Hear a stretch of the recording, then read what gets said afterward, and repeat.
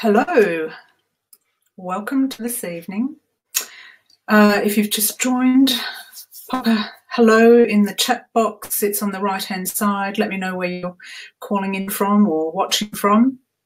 Hopefully it's the comfort of your home. And I'm going to get started in a moment. Excuse my mess behind here. This is the planning of the magazine and other things. Let me introduce my dog, Dexter. He'll probably snooze all the way through. Very, very busy, obviously, in his dreams. Okay, so I'm going to start the presentation. As we go along, please pop any questions that you might have in the chat box. And then at the end, I will check out all the questions, and also I will look at some questions that were sent in to me earlier. So bear with me a second while I just share my screen with you.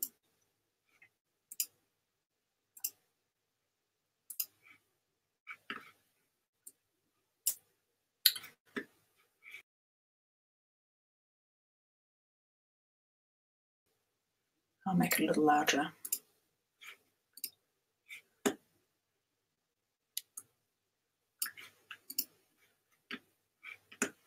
Hopefully that's visible to everybody. Let's get rid of that. Don't need that.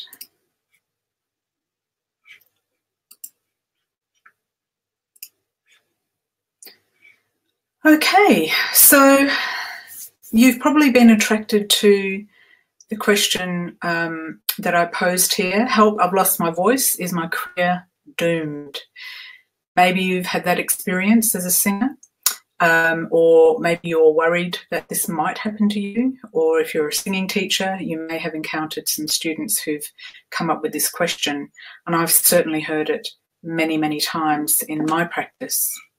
So before we get stuck in, let me tell you what I'm going to cover while we're on the webinar. So obviously I'm going to introduce myself. You'll find out a little bit about me if you've not encountered me before, so you understand where I'm coming from. I'm going to cover the signs that that mean you need to stop. Then we're going to look at what you could do next, some preventative measures, and then I'm going to answer your questions. So before we go any further, it's very important for you to understand that whilst I'm a trained registered nurse, I'm not here to diagnose voices. I'm certainly not here to change any medical treatment that you're undergoing. I'm here to give general health and voice advice and give you a sense of what direction to go in, and obviously some healthcare advice for looking after your voice and your body in order to ensure that you sing healthily. So never delay getting medical advice, and certainly don't discontinue anything that you've already started because of any information that you've been given during this presentation. So that's the medical legal side of it over. So just a very brief introduction to myself. You can read a lot more about me on my website, which is lynhilton.com, or the magazine website. Actually, I don't know if there's my bios there. Maybe it isn't. But I started off my artistic musical life learning an instrument as a child up until I was in my early 20s. I played the clarinet to quite a high standard classically. I also sang at church and at school in productions, but I never thought of it as a real career. In fact, I wanted to become a registered nurse also from a very young age, and I focused on that in my school and all the subjects that I took, and I was very excited when I got into nursing. And I trained in Perth, where I come from in Australia, and then went on to work in orthopaedics and primary care and occupational health over many years. I then realised in my late 20s that actually music was a very important part of my life, and so I started to bring it back into my weekly life, and then I started focusing more on the voice. And I was very interested in jazz, so I started going and learning in the jazz style. Whilst I had classical lessons, I was much more interested in the jazz genre. Somewhere in my 30s, I realised actually I want to do music as a profession. And so I went and did a degree in music education in jazz. And whilst I was doing that, like with many musicians and singers, I started teaching. I have to say, hands up, very badly in the beginning because I didn't really understand the voice as I do now, and I didn't realise there was so much to learn about it. I then decided to focus much more on education rather than performing. Whilst I love performing, I didn't feel so burning about it as some of my friends, but I did really feel very passionate about teaching.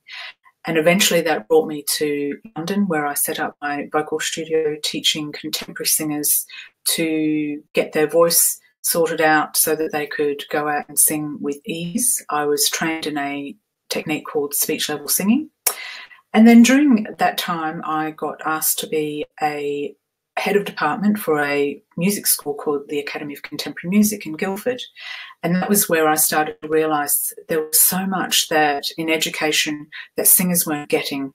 And I really felt like we were being neglected in education, not only from my experience as a singer doing a degree course, but also from my experience as the head of vocals, watching these singers struggling with things that we just weren't providing for them and weren't teaching them about.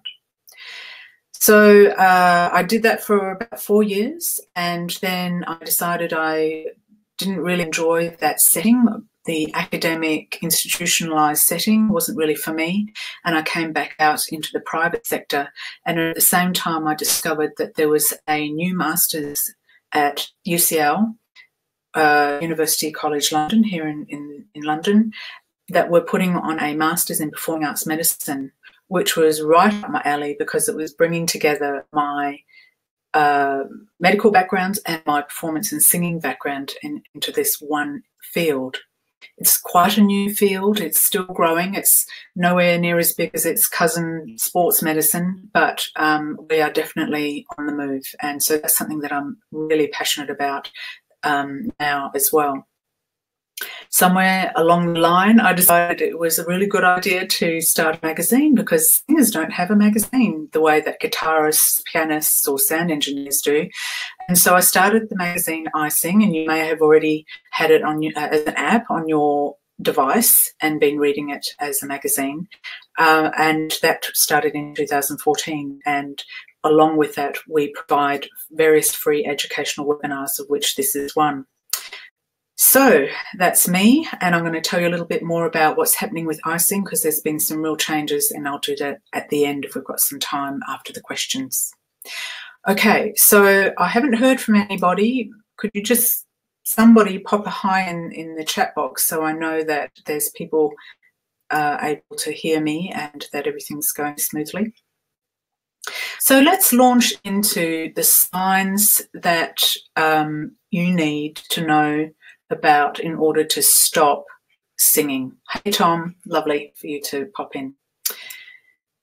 So quite simply, any kind of loss of voice, whether it's temporary or more ongoing, changes to your normal speaking pitch. So say, for instance, if I woke up one morning and my voice was really down here, or I was speaking up here, it was very strained, that would be abnormal. So I'd be watching out for that.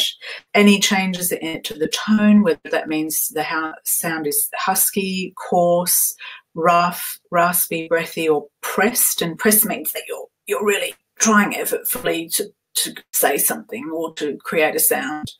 That can happen in speech as well as singing. Any loss of range, whether that's the upper part, the lower part, or it's the middle. A sudden muffled sound, so you might be singing and suddenly your voice feels like, as someone described once, like a blanket's been thrown over it and your voice becomes very muffled and out of control. You may even at the same time feel like there's a pop in your throat. This is an indication of a particular type of pathology called a polyp or a hemorrhage, vocal fold hemorrhage, and that is a definite sign that you need to stop.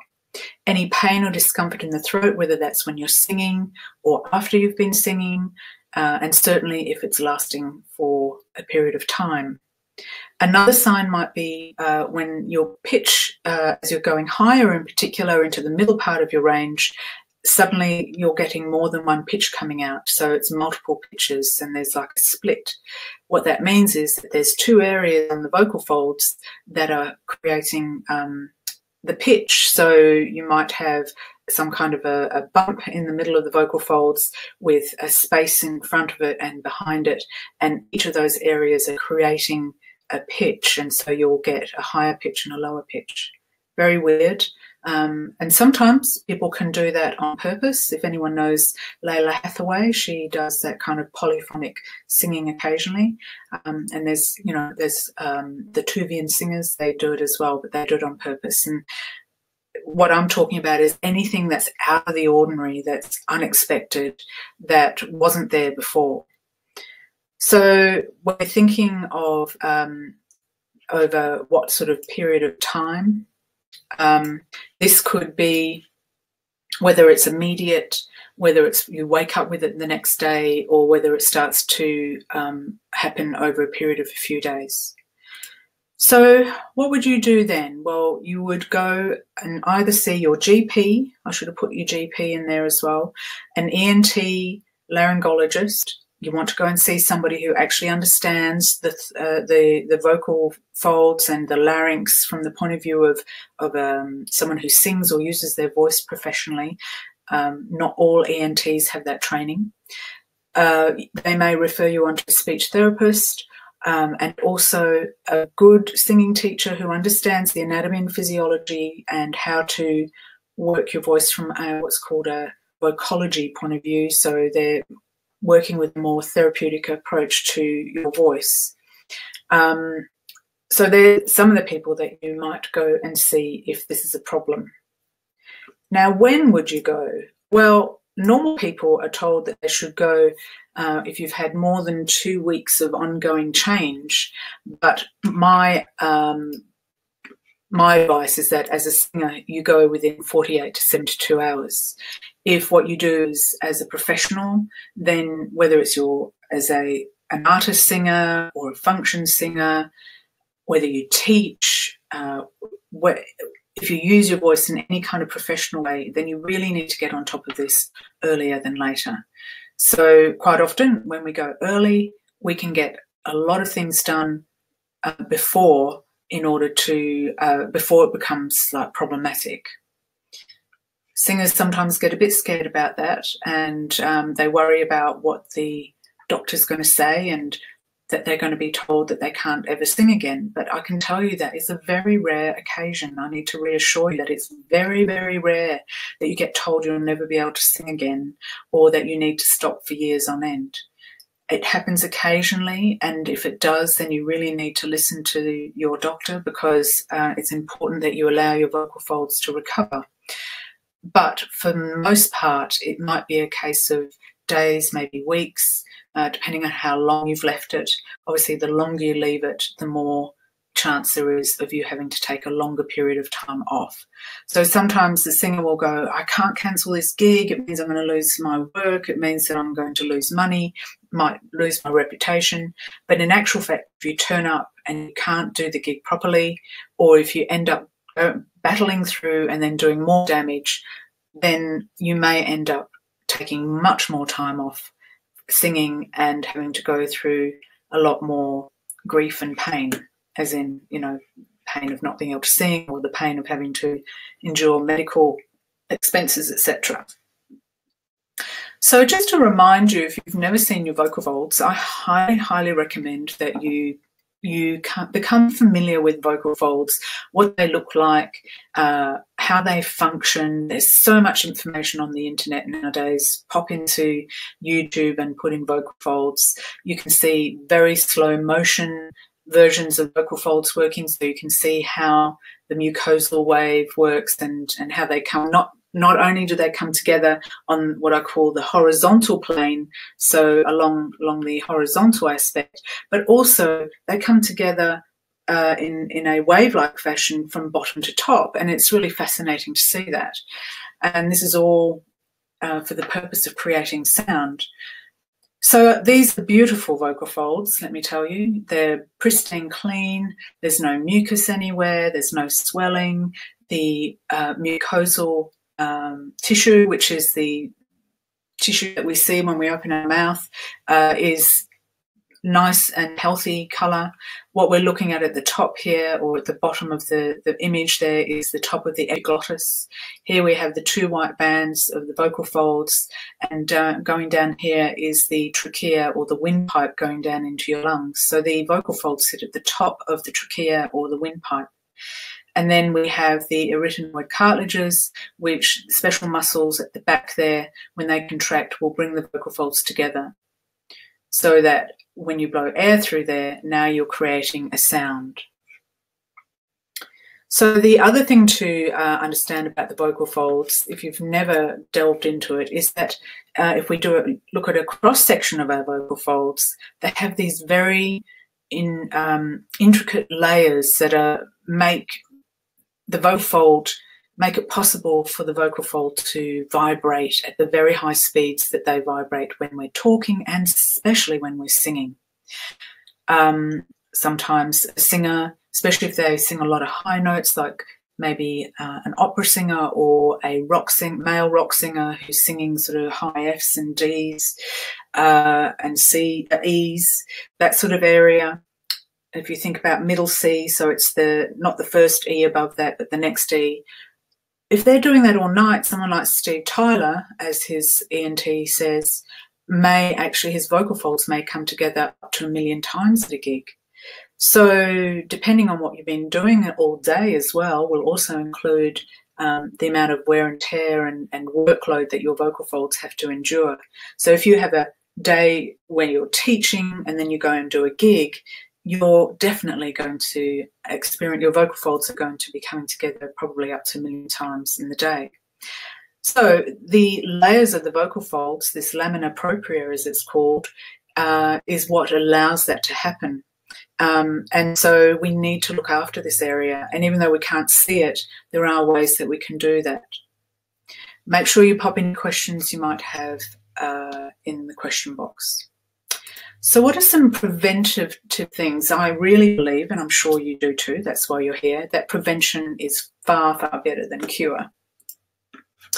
So it really is important, if you don't have a vocal warm-up routine, that you get one together. You find either some warm-up routines on YouTube, or you go and see a vocal coach that you trust or that's been recommended, and get some vocal warm-up regime together that's suitable to you, to your voice and to the style of music that you sing, and also to the frequency of vocal use that you have. If I work with singers who use their voice a lot during the day because they teach or they work in a kind of job that requires their voice a lot, I will give them warm-ups that they can use before they go to work as well. So it's important that we're making sure our vocal folds are getting looked after if we're going to use them this much. Also, if you have got vocal technique issues, and you know if you do, if you're struggling to get high notes, if you find that your voice gets fatigued or tired after a gig, or if you have to change keys all the time, bring it down, or if the tone isn't strong, or if you don't have control over your dynamic range, or you feel like your emotional expression is limited, you don't have any vibrato, or you can't access it if you want it, then these are good signs, that your technique's not great. If you crack or flip unintentionally, or you find that your voice is making other funny noises that it shouldn't do and out of control, or going off pitch, these are good signs that your technique really isn't up to scratch for doing this job on a day-to-day basis. So the most common causes of vocal fold damage are abuse, misuse, or overuse. So getting a good technique under your belt will help you to start to understand your voice and use it more effectively. You don't have to change your personal style or vocal uniqueness. You just need to make sure that you're preparing your voice. I think I'm about to sneeze. Excuse me. The air that goes over your vocal folds when you sneeze goes at something like 100 kilometres per hour, just so you're aware. I must find that fact out, but it's very fast. So you could also, if you're feeling like fatigued or that you're pushing your voice too much, you could look at changing your keys. You could look at swapping the songs around a little bit so you're not doing really high-end songs all in the same place, that maybe having a little vocal break range-wise or pace-wise or intensity-wise, so that your voice can recover, or you make sure that your more difficult songs are done before you're able to take a rest. So say before a break, or you leave, the most difficult and most challenging to last. So thinking about changing your set list around, and also removing songs that continually cause you problems. While you're getting your vocal technique together, you might go, actually, you know what, this song keeps causing me problems. I'm very fatigued. I feel my voice is straining. I don't enjoy it anymore, and I'm not able to deliver the performance that I would like to. Then get rid of the song. I mean, look, there are millions of songs, or you can write another song. There's no point in making your voice do something that it's not ready to. Get a good vocal workout regime. So once again, if you find a great singing teacher or vocal coach who can help you with that, they can help you design a vocal workout regime that you use during the week to help keep your voice fit and also to develop it further. A good regime will help you with coordination, will help you with range, will help you with stamina, will help you with strength, will help you with balance, with coordination between one register and another. All of those things are important parts of getting our voice together. Don't sing on a sick voice, and don't return to singing too soon. I see that quite often. Someone feels like they're being brave or they're not letting the team down, and so they go and sing on a sick voice. And your voice, especially if you've got some sort of throat infection, your vocal folds are going to be swollen and they're going to be vulnerable to damage. And so there's more likelihood that you'll end up with some sort of pathology or damage or issue with your voice if you force your voice to sing when it's not well. The other thing is that if you've been unwell, going back too soon may also put your vocal folds in danger of getting an injury. So looking after your voice starts from the inside. You've got to ensure that you're fit and healthy, that you're eating well, that you're hydrating, because the vocal folds, in order to vibrate at those very high speeds, need to make sure that they're nice and moist so that they can slide over each other without any kind of friction. And making sure that you're staying healthy, your immunity system is being boosted, because you have a cold, unlike a lot of people who can get on with their day and go to work with a minor cold. With a singer, actually now your vocal folds are in this vulnerable position because they're swollen, and the lamina propria is going to be more likely to be thinner and more likely to be damaged. So you can't get sick in the first place. So prevention, or making sure that your vitamins are up, keeping your immunity, keeping in strong with things like minerals like zinc and magnesium and garlic, and I mean, there's so many things out there. And also keeping away from people who have colds or respiratory infections or any kind of infections that you can catch, anything contagious. I'm very strict about that, and my friends still forget sometimes, and then I'll call them and say I'm coming around, and then I hear a cold and I'll go, have you got a cold? And they'll go, oh yeah, it's fine, I'm not infectious. And I'm like, I'm not taking the risk. If I get a cold, I can't teach, I can't talk, I can't sing, and now I'm losing an income. No one's paying me for my sick time, and I can't muddle through. And so, the other thing is that quite often with a cold, your symptoms start 2 or 3 days. Sorry, the cold is already there 2 or 3 days before your symptoms start. And I can quite often tell when a singer is coming down with something, because I've noticed that their range is limited. Maybe the transition has lowered, or their vocal pitch is lowered, and more often than not, a few days later they'll say, yes, I just got a cold, and I've been sick. So making sure you take good care of your voice and your general health. Don't delay in getting medical help, as I mentioned earlier, because the sooner you get help, the sooner you're going to get rid of the problem. Love your voice. I have to say this to people sometimes because I think we're really hard on our voices. We're always complaining that it's not doing what it should do, that it doesn't sound the way that we want it to sound, that it's not singing the notes we want it to sing. But actually, we need to really love our voice in the same way that you would love your child, cat, dog, your motorbike, your best friend, or fill in the blank. We need to give it tender, loving care. It's doing the best that it can do, and it's pretty amazing what it can do when we're singing, because it wasn't made to do that. You know, it was made, actually, the vocal folds and the larynx were made to protect our lungs from foreign bodies, not to talk and not to sing. So love your voice, and part of that loving is nurturing it, looking after it, giving the right training, making sure that you're taking care of what it has to do on a day-to-day basis. So this is a kit that I have gathered over the years, and I'm sure I really would love to hear if there's anything that you've got in your kit. And I give this out to beginner singers who are just getting started on the journey, to say these are the things that you should have in your kit. So, you know, guitarists have all their strings and the different guitars and pedals and all sorts of things, and singers are going to have these things. Water, absolutely. So your warm-up or cool-down regime. Straws. So if you're not familiar with the straw regime, how to get your vocal folds prepared for singing, then there's plenty of information in the magazine, on the, our YouTube channel. I think I've created a straw. If I haven't, I will create a straw playlist of different videos from different people who I think have got some great exercises and ideas.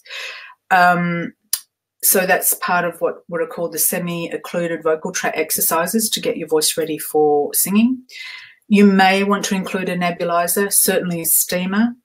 The thing about nebulizer is that it will, because it's ultrasonic, it will reduce the particles to a much smaller particle that can then penetrate the top layer, that epithelial of the vocal folds, and then also normal saline. And a study that Dr. Ingo Tietze did is actually more effective for hydrating the vocal folds than straight water, partly to do, I think, with the size of the particles.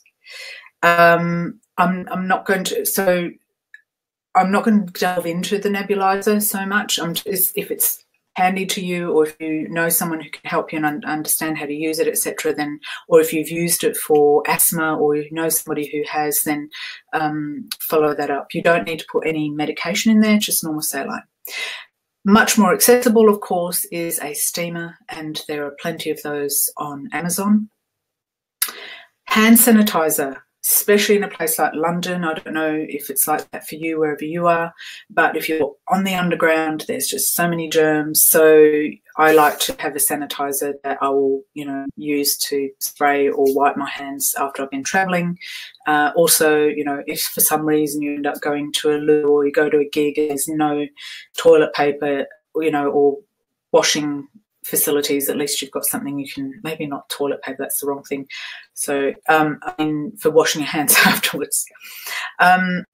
So vocal coach, if you don't have a vocal coach, I highly recommend you find someone, especially when someone who's been recommended, someone who understands the anatomy and physiology and the function of the voice and can give you really good healthcare advice that's specific to your needs. I personally love Manuka honey. It's got antibacterial properties, and if I feel like I'm coming down with something, I will have 3 spoonfuls a day, just teaspoons, raw. I'll put it on the spoon and I'll just let it slide down over my throat in the hope that it's going to reduce the bacteria that are sitting there ready to fester and create a cold. I'll also put it into a hot lemon toddy, so that will be lemon juice, with Manuka honey, hot water, and sometimes I'll put in a little thing of brandy as well. There, obviously, you have to be careful. You don't to put too much on in there. Mind you, if you're sick, it probably doesn't matter. It's one way of passing your time. Vocal zones. We do a lot of partnering with vocal zones. The vocal zone itself, what I love about it is it's made up of essential oils, and I'm a real fan of essential oils. There's no additives in there. There's no drying ingredients. Even though it's got menthol and peppermint, it's very, very small amounts. And the myrrh actually is probably the most important ingredient there because it's, once again, antibacterial. And I've done some testing. I must find out where I put that, actually. Where I had a cold, I sucked on the lozenge for 10 minutes. So basically you suck the lozenge, and while you're sucking, you breathe in the vapors. That's the important part of it. And my voice cleared considerably after the vocal zone. I then did 4 minutes of straw exercise, and my voice sounded almost normal compared to what it was like before, which sounded like I had a cold. So whether I would sing on that, I don't know, because your vocal folds are still vulnerable, but it was certainly fine to then talk. And then, you know, I felt like my vocal folds were set and balanced and ready to cope with what I had to do during the day. First defence, or in different countries there's different variations of first defence. That's actually something you can spray around your nose when you feel like you're coming down with, and it's supposed to help defend you against a full-on cold. As I said, I love essential oils. What I use is the doTERRA On Guard, and if I go somewhere public or travelling, like if I'm in a plane where you can't help but have to breathe in air that's been, you know, from everybody else in the plane, germs and all. I mean, they have filters and things like that, but things get through, obviously. Viruses are tiny, and so is bacteria. So I'll just wipe that a little bit on my nose, or put some on the tissue and smell it. A scarf, keeping your vocal your larynx and your neck warm so that there's a good blood supply. That's really important. If you're going out into the cold, all the blood supply comes away from your larynx and your vocal folds, and you go and sing, and it's like kind of running on a without warming up, really. Humidifier. Somebody actually has asked me with regard to mouth breathing, especially at night. And humidifiers are something that I often recommend, especially if you live in a country where you have central heating, because quite often the central heating will suck out the moisture in the air. So making sure there's water around, or you have a humidifier. Now, I have also heard a mixture of different things about humidifiers and their ability to carry bacteria. You need to do some research. Excuse me. If you have a stuffy nose, if you have a sinus infection, if you have a cold, if you have allergies, postnasal drip, then I highly recommend you get into the habit of doing things like the neti pot, or using Neilmed, which is already made up for you, the solution.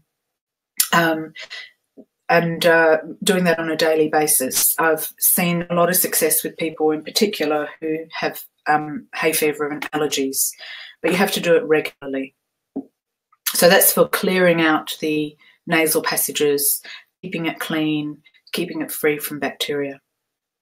So I included here earplugs, pillows, sleep mask, and a meditation app, because getting enough sleep and not being stressed also contributes to keeping you healthy and fit. And so that's just as important as all these other things. Okay, so as I said, I'd really love to hear if there's anything in particular that you also have found helpful, and I'm going to answer some questions. So let me bring up these questions that were asked earlier. So I had a question from Pip. Give me 2 seconds while I bring this question up. I had organised this before, but it seems to have disorganised itself. So talk amongst yourselves, have a cup of tea. Text.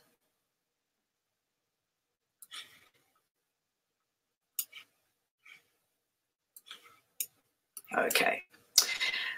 Do you think a narrow nasal passage has an effect on a singer? And I would say it probably does, in the sense of there are certain sounds like M and N that are done in the nose, and also if we've got a blocked passage, it's more likely that you'll have a blocked nose kind of tonality. And obviously with breathing, that can be a problem. Now, it just depends on what the cause of the narrow passage is, whether it's due to polyps or due to a deviated septum or due to just that you're born in that way, you know, with more narrow passage, because that does happen. But, you know, depending on that will depend on, and also on how important it is to your vocal quality as to whether you go and do anything about it. But the person to see would be an ear, nose and throat surgeon. Mouth breathing during the night. And quite often this is a problem when somebody has a blockage in nasal passage, because you're not getting enough oxygen in, so body goes, oh, well, we'll do it through our mouth. And that's a logical thing to do, but of course it dries out the mouth, dries out the vocal folds, and so that can be a bit of a problem, but there's nothing you can do about it, in the sense of unless you get rid of the blockage, you're always going to be breathing through your mouth. So in that case, that would be an instance where I would suggest humidification in the room, and obviously making sure that you're drinking plenty during the day so that you're very well hydrated. You may need to drink more than the average to make up for that. Pip also asks, interested in dysphonia, voice loss for 2 to 4 days in the week before menstruation. Are there any natural methods to help that you know of? So a lot of people don't realise, though a lot of women will figure it out eventually, that the cycle, the menstrual cycle, will impact on the voice. So quite often as you're coming up to your period, the vocal folds will thicken, because as happens with the rest of the body, you start to retain fluid, and there is tension in the vocal folds as well. So this might mean that you find that your voice feels less in your control. It may deepen the tone. You might find that your transition or passaggio or bridge area changes. You might find that you're singing off pitch. Yes, it can be a real problem for women who end up having sort of the PMS symptoms quite severely. Now, I don't have any recommendations per se. I always suggest that people start with natural medicine first, like things like primrose oil. There is a lot of products out there. You may have to experiment. You may, if you don't want to go down the route of having medication, talk to a holistic doctor or a naturopath about what some things are that you can do to help reduce the amount of fluid retention that you have. Obviously, there are medical things that can be done, pharmaceutical things that can reduce that kind of fluid retention, but we probably don't want to start there. We want to start with the more natural things. And that's as far as I can really advise you, Pip. So maybe see if you can find a holistic doctor or a naturopath, and certainly do some research online. And be aware, obviously, that when you are in that time of the month, that you may need to not drink as much, which is going to be a problem if you're the person who's suffering from mouth breathing at night.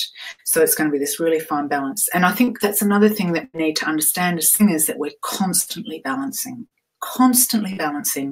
internal environment, external environment, stress, health, the repertoire, the amount of work that we've got, the other things that are going on in our life. It's always balancing, and there's never going to be any time when absolutely everything's going to be perfect, or you might have one moment and then, it's gone. But for the most time, we're just constantly balancing. We're on that seesaw. Jordan asks, how does steaming help the voice, and what's the best way to steam to maximise the best benefits, i.e. for how long and how often? Are there any other practices that can heal the voice and keep the voice hydrated and fresh for use? That's a super question. So, as with many things that I talk about, it's about experimentation. Now, the recommendation for steaming and nebulizing from people like Ingo Tietze and speech therapists is 20 minutes. Now, it would depend, how often would depend on what's going on. So if you're sick and you're or you're dehydrated, or you're traveling a lot, or something, the atmosphere is very dry for whatever reason, just remember certain countries are drier than others, then you may need to steam more often, and it might be twice a day, it might be 3 times a day, but I wouldn't recommend any more than that, and I certainly wouldn't recommend any more than 20 minutes. But some people find that 20 minutes is too much. They feel like their voice is sluggish. So you need to figure out, because everybody's lamina propria and epithelial has a different thickness. So some people will absorb that moisture more quickly than others. So do a little bit of experimenting with times, and certainly 1, 2, or 3 times a day, doing morning, midday, and evening. If you need it at the maximum. If it's just to get your voice started for the day, then maybe once a day. Or if you want to have that moisture, maybe even for Pip, before she goes to sleep, having a steam so that there's more moisture on the vocal folds before she falls asleep and has the mouth breathing issue. Any other practices that can heal the voice and keep the voice hydrated and fresh for use? So I always advocate, before anything external, think about the internal. So drinking enough water and not partaking in things that dehydrate you. Now, it's really interesting, because up until recently I would have put on the list things like caffeine and alcohol, but actually I have been doing some reading, and the amount of alcohol and caffeine you need to have will have an impact on how dehydrated you get. So 1 drink of alcohol, maybe even 2, probably won't dehydrate you. And even, according to this study, up to 6 cups of coffee isn't enough to dehydrate you, especially if you're having regular coffee where you've got a cup of water in with the coffee. So you're getting the hydration from the water, and the caffeine is not enough that is causing dehydration. But before anybody screams at me, it's got to be, you've got to figure out what's right for you. So, but there are certain things like high salt intake will dehydrate you. That's definitely scientifically proven. Being in a dry environment will dehydrate your voice. So, there are certain things like that from a more practical point of view that you can do to help keep your voice hydrated. From a point of view of healing, rest, vocal rest if your vocal folds are swollen.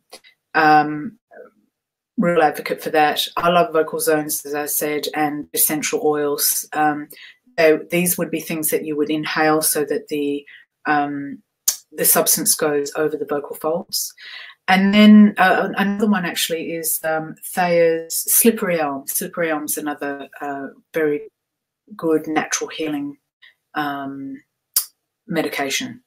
I don't even know if it's a medication. It comes from a tree. It's a tree sap.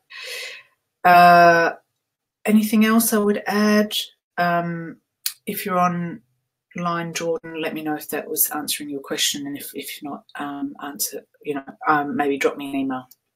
Okay, so I am going to go and have a look at the questions that are here. So Vicky says, I have a question about the effects of acid reflux. I've been going back and forth to the hospital for 2 years now about the lumps on my vocal folds. Is that a granuloma, Vicky? And the loss of my voice. About 3 months ago, I started taking some medication for acid reflux, and my voice started to get better. I didn't put the 2 and 2 together until I was told I needed to come off the medication. I came off it 2 weeks ago, and my voice has started to go hoarse, and I have to clear my throat all the time. Is it possible that acid reflux could be the cause and the reason for the lumps? Yes, is my short answer. Though obviously, without seeing your endoscopy, I don't know whether that's exactly what's going on with you, because it depends on what kind of lumps they are, Vicky. Do you know what the lumps are called? So let me explain to you about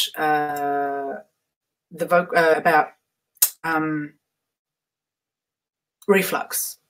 So if we're looking at the vocal folds here, can you see my arrow when I'm pointing? Oh, no, because I've been pointing on the arrow and you can't even see anything. Oh, hang on a minute, I found a pencil. Oh, no, that's not going to work. So if you look at the vocal folds in the open position, and you can see at the back there, there is a slight ridge just probably around the area where the image stops at the top is where the opening to the esophagus is. And the esophagus is your gullet that goes to your stomach. When we have acid reflux, that is where the acid comes out. So it's very close, as you can see, to the vocal folds. And even just like a few drops or vapor onto the vocal folds will cause burning, and it will definitely cause irritation around the mucosal area, because acid is not supposed to be out in this area. It's only supposed to be in the stomach, and the stomach lining is specially constructed to withstand this very, very acidic substance, which is there to break down our foods. And if you think about it, sometimes we've got to break down really quite difficult foods, you know, from meat to certain kind of vegetables, you know, might be more difficult than others. So acid coming up will definitely cause a problem around the vocal folds, and you may experience, as you were saying, a coarseness or roughness of the voice. You may lose range because your vocal folds are now swollen. You might find that you feel like there's a lump in your throat all the time, that you're constantly having to clear your throat. There's lots of mucus, and so your sound is hampered, you know, because there's globules of mucus sitting on the vocal folds and they can't vibrate cleanly with the mucus sitting on them.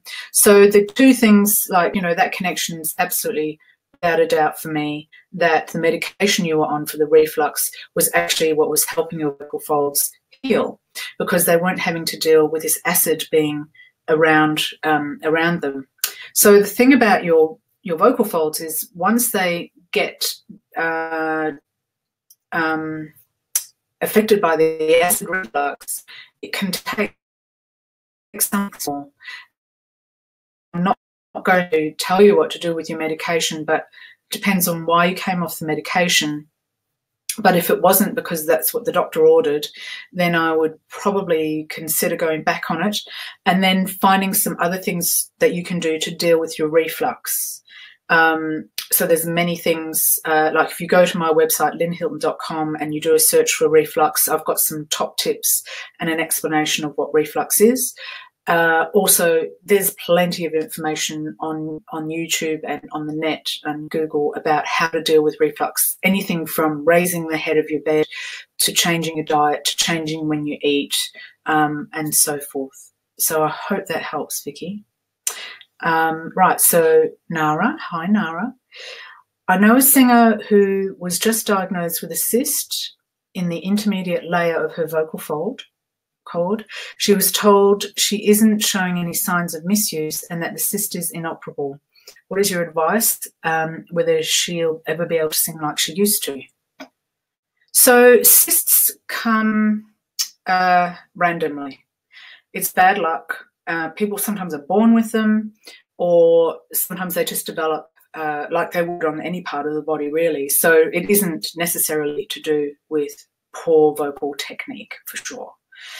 The question about whether or not it's operable or inoperable, if I'm absolutely honest, Nara, unless you're really confident with the ENT, I would be sending her off to someone like Rena. It depends on what level of singer she is and what she wants to do with her singing. But the cyst is always going to be in the way, and so it will always have an impact on her voice. She's not going to be able to. It's unlikely, it's very unlikely the cyst will dissipate by itself. And in fact, sometimes, depending on where the cyst is or how big it is, it might actually start to cause problems on the other side just from contact, you know, like a contact lesion. So I would actually go further, get further advice from a laryngologist who is used to also operating on cysts. Now, if a laryngologist that you trust, who you know works with singers and does these kind of operations a lot, says the same thing, then you'll need to deal with that side of things. That's not to say that she won't be able to sing. I've definitely worked with singers who've had cysts for very long periods and had careers. But it is very tiring on the vocal folds, because the mucosal wave is, it's being interfered with, and at some point, depending on how much they sing and what they're singing and what their range is, at some point it probably will end up causing some problems. So that's my advice, Nara. I advocate the same things as you do: diet, colours, vitamins, avoiding dairy, wheat, steaming daily, using Sterimar ocean spray. Oh, I don't know that, but I shall look at that. So vocal zones, they don't give you a false sense of security, because they don't have any kind of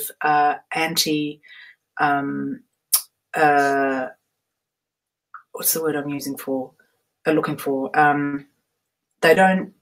It's not an anaesthetic. That's what I'm trying to say. If you have a lozenge with an anaesthetic, for sure, because then that area gets numbed and it feels like it can work, and people might go out and sing, and they shouldn't. Vocal zones are not there to help you go and sing. They're there to help the vocal folds repair and to heal. So you're not really supposed to be sucking on vocal zones so that you can go and sing that night. You're supposed to be sucking on them so that you can get the vocal folds to heal more rapidly. So I agree about Manuka honey. I've always had it, and there's a toolkit, but vegans won't use it. Okay, that's fair enough. And can I suggest a vegan alternative? And you use gentle humming to get the vocal folds moving. That's awesome. So, so another thing I wanted to say about avoiding dairy and wheat. There has been studies with regard to dairy and mucus, and it has demonstrated that dairy doesn't cause mucus. What it causes is a thickening of the mucus for a period of time, but then that will dissipate after a period. 2 secs, my dog's making funny noises. I'm going to let him out.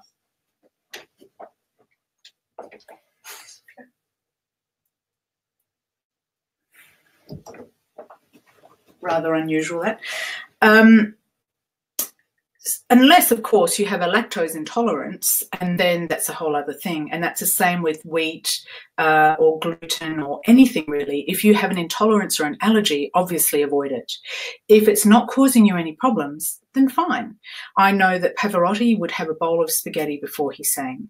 Now, I can't eat wheat and gluten. That would have totally ruined my voice, and then I would have had a stitch from eating so soon before singing.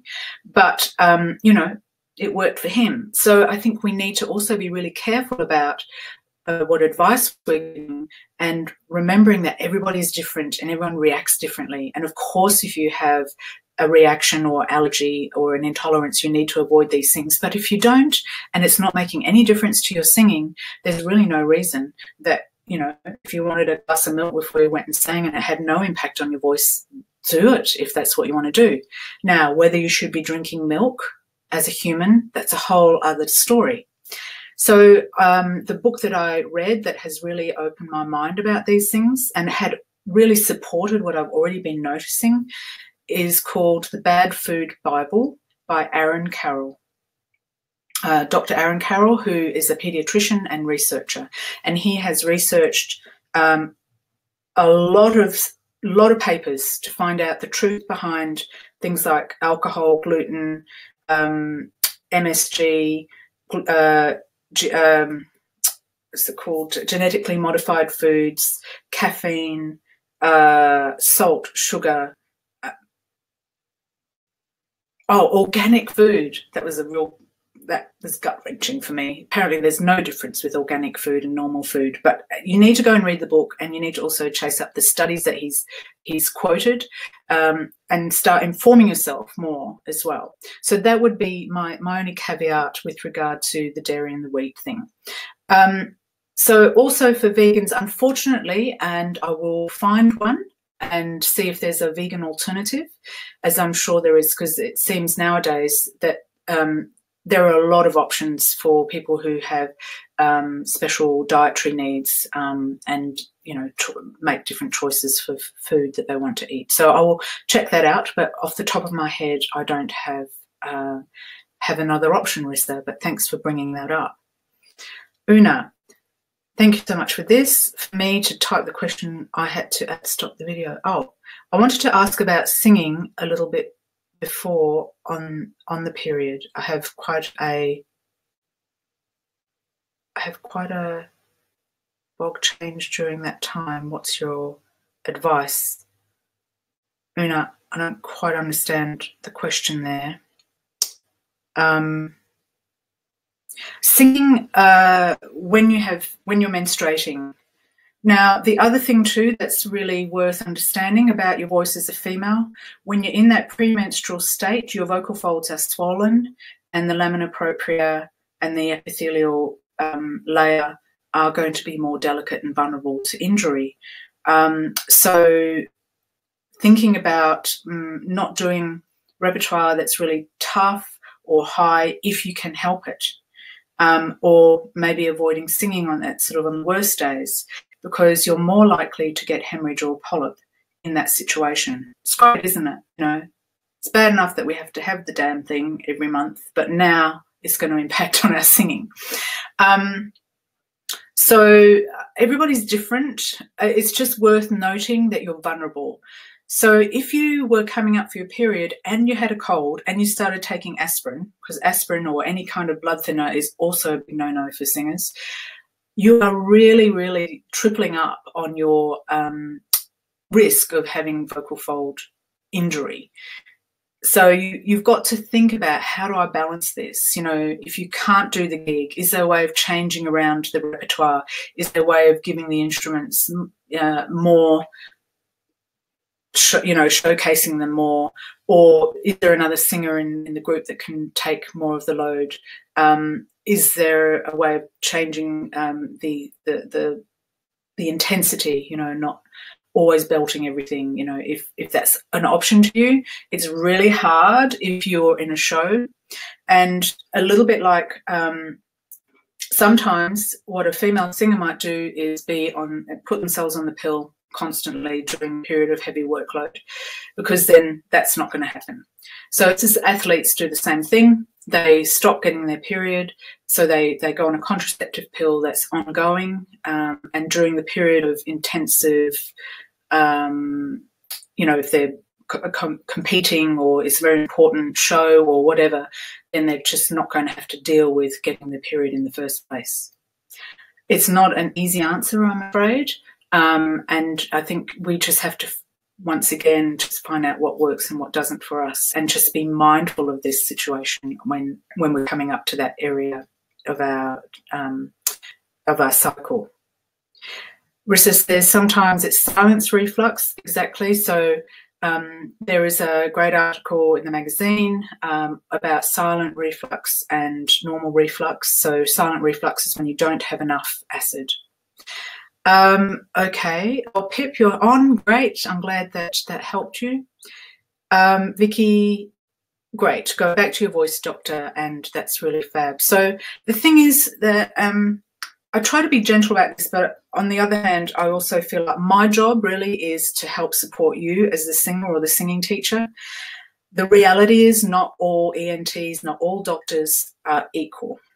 They don't all understand the voice, certainly not even sometimes to the level that you do, and certainly not to the level that I do, because I've spent a lot of time here looking at the voice from a medical health point of view. And I've recognised that there are some ENTs out there who are really interested in the voice, and they're the people that I, hope are near me or near any of my singers. So see if you can find somebody who has an interest in voice or has already done the, what do they call it? Fellowship, I think it's called, in laryngology. So they have actually decided, after they've done their ENT qualifications, I want to really focus and specialise in the larynx. So that if you can find somebody like that, that would be much better than going to an ENT whose interest is the ear or cancer or the nose, so just understand that. And our GPs, they're there to be general, they're general practitioners, and so quite often they don't know anywhere near as much as we do about the vocal folds and the larynx and what affects the vocal folds. So your first question when you're on a drug or get put on a drug is, how will this impact on my voice? Do you have any information on the side effects for the voice? And there is a really great website, the National Centre for Voice and Speech, and in there somewhere they have a list of common drugs and their side effects on the voice. Right, so Rissa? Oh, I don't understand why you guys have to stop the video to do the chat. That's a bit confusing to me. Is everyone having that problem? Or is it because of the device that you're looking from? Are you on a mobile as opposed to on the computer? Right, so Nara, that's your answer, I'm afraid. Yeah. So you're going to just have to deal with the fallout of that and just find ways around it that she can get some satisfaction out of some singing. It's a very unusual situation, but I suspect that if Rena feels that, then that's what it is. It doesn't mean that she can't sing, but I think you're going to have to experiment and tell her to be patient with her voice and not to push it too much, etc. And maybe, Nara, you can give me a call and we can have a chat online about that. Right, Jess. What are the best foods for your vocal cords and how do you balance this with a healthy diet? I'm struggling to find a way to belt healthily and on high notes. How do you do this without harming your voice? So, Jess, you're asking a question that, there seems to be twofold there, which is about good nutrition and eating well for your vocal folds. So eating well for your vocal folds is more about not eating things which are going to cause reflux, or if you've got an intolerance, going to cause extra mucus or going to cause dryness. And looking at foods that also help boost your immunity, keep us well hydrated, I feel like we should also be avoiding sugar. If there was one thing that the Bad Food Bible said, actually sugar, out of all the 11 things that he looked at, he agreed with, that sugar is really bad for us for all sorts of reasons. So I'm not quite sure whether you're trying to correlate your healthy eating with belting, but belting is a technique. So making sure that you are getting good guidance on how to belt and that you're doing the exercises that are required to help build up your vocal folds and the muscles that have to do this job. That's how we end up belting well. And understanding how your voice can belt as opposed to you trying to copy someone else, because you may have a different vocal tract shape and length, and so belting may be more problematic for you than it is for someone else. So like Adina Menzel has the perfect vocal tract set up for belting, which is why she belts so well. So does Jessie J. There's quite a few singers out there that have the big mouth, the sort of longer neck, and that proportion means that it's a little easier to belt. That doesn't mean you can't belt. You can definitely develop a better belt, but you would need that with guidance, I would say. So, Jess, are you having lessons with somebody that's helping you with that? Because obviously if you're not, then if you belt incorrectly, you can end up tiring out your voice and eventually causing problems. Rissa says, can also mention that losing the voice could be a sign of something else wrong and that it's just a symptom. Yep. ENTs must be seen if the voice is list more than 2 or 3 weeks.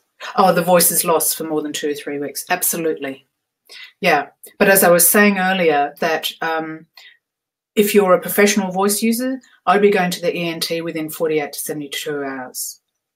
I wouldn't want to be waiting for 2 to 3 weeks. It's my job. I use it all the time. I have to demonstrate. It's really important part of it. So waiting for 2 to 3 weeks isn't really feasible for me to wait that long. Okay, so all right. Pip, it might be for the people who are watching on mobiles, that might be the reason that you have to stop the video to ask your question. I'm really sorry, I didn't realise that this was an issue. I'll investigate that a little bit more. Jess, you're having lessons, excellent. That's absolutely fantastic, because doing belting under guidance is really important if you don't know. And Rissa has a nutrition qualification as well as being a voice teacher. That is amazing. And you're a performer, so you do nutrition classes as well as relaxation with Indian head massage. A lot of performers just don't relax. You're absolutely right. You know, a lot of problems in our voice are caused by tension and stress. And most of us, when we're stressed, where do we carry our tension? Neck, throat, shoulders, and then the larynx goes up, and next thing you know, you've got muscle tension dysphonia and your voice is gone, and now you need to have massage and time off work, etc. That is a really fab, Rissa, that's a really fab combination there. That's your students are really lucky to have you, because you obviously understand the singing aspect, but you have this extra stuff that's really useful to everybody. Okay, I'm going to finish off. I just wanted to say thank you very much for joining me. We've had some huge changes here at the magazine. For anybody who was with us when we had the more traditional magazine, digital magazine on an app, so in iTunes and Google Play, I am about to actually take that all down. We were really struggling technically with it, and singers were struggling with it technically, and I just thought I need to find an easier way of doing this. So what we're doing now is we're delivering all that wonderful content. Those articles are coming out from Monday through Friday on the website for free. Sign up and get your daily dose so you get it directly into your inbox and you don't miss any of the goodies. Or you can sign up and get a weekly summary of what we've been, the articles that have been posted this week. And then we are developing a membership, and inside the membership we've got all the past webinars that we've done from the vocal nerds, Chris and Steve, the vocal health. There's all the past issues. So if you've had the issues before and downloaded them onto your app, they'll be in there. If you've signed up and you're on a subscription in iTunes or in Google Play, please email me at info@ising.com and I'll sort something out for you with the membership. There's also a warm-up course that I've developed. It's 14 lessons looking at all the different warm-up exercises you can do, what kind of scales you can use, what you're trying to achieve with each exercise, and how to put a regime together that suits you. That's free inside the membership. There's also a forum there which we're going to start getting going, you know, where people can talk to each other and help each other, and people like Rissa can give great advice, you know, to singers. Then what else we got in there? Past webinars, past issues, forum. Oh, even better, we've got a little discount corner, or goodies corner we call it, where we're getting people to give us discounts on products and courses and services. So that's going to build up, and it's going to be incredibly valuable. So if you're on the current mailing list, we're going to be sending out our campaign very soon, which is what that's all about back there. And we're going to be offering the membership for half price to anybody who's on the current mailing list. So go check that out. And basically, you tell us what you want in there. You know, if you want a course on nutrition for singers, you know, then I might get in contact with Rissa and have a discussion about putting something in there. Or if you want something about technique or social media, how to market yourself as an artist, there's so many things that we can do inside. We can create checklists, and we can do more of these kind of helpful masterclass type webinars. I'm really, really excited about it. I feel like there's so much more potential in this format than there was in magazine. And I loved the magazine. I love the covers of the magazine. That I really kind of miss. But what we're doing now is we're featuring singers. And if you're an artist or you work with an artist that you think would be of interest to us at iSing, please make sure you go to the website and submit their details, because we're always looking for interesting up-and-coming artists. Also, if you're a writer or you would like to do some writing, we're always looking for content. So please be in contact with us. Make sure you hook up with us on Instagram, Facebook and Twitter.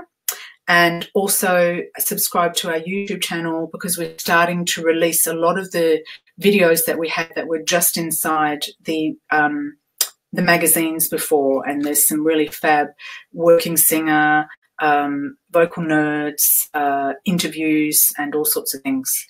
So what else do I want to tell you? I think that's it. Got very excited about the new format. So please go and visit isingmag.com, the website. Make sure you sign up to the weekly or daily dose. And there's also a free membership that you can start, so you can get a taste of what's going to come. And I look forward to seeing you in one of the next webinars. Thanks so much for your really interesting questions. It's quite challenging, and I'm going to go and look for a vegan alternative to honey or antibacterial. Thanks, Pip, for your feedback. That's really super. And lovely to see you, Nara. Maybe talk to you later. Pip, Rissa, Jess, Vicky, Jordan, who asked a question earlier, and Tom, and anyone else who's going to be watching this replay. So I'll say good evening, good night, good afternoon, good morning, and I'll see you somewhere in the iSing tribe.